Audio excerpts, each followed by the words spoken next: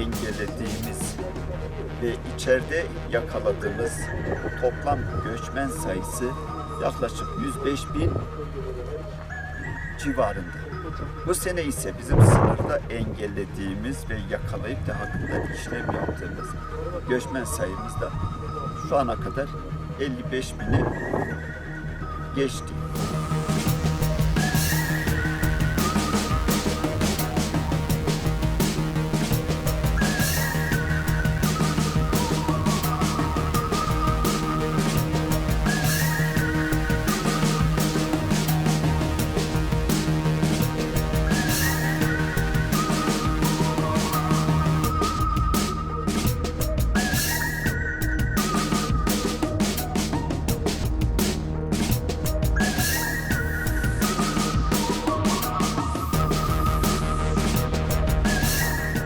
Bölgemizde kesinlikle Van içinde gezen göçmenlere, düzensiz göçmenlere müsaade edilmekte. Onlar hakkında işlem yapılmakta ve son zamanda özellikle jandarma ve polisimiz bu şok evleri dediğimiz şeylerin saklandığı, düzensiz göçmenlerin kaçakçılar tarafından saklandığı yerler takip edilmekte ve bunların büyük bir kısmı yıkıldı.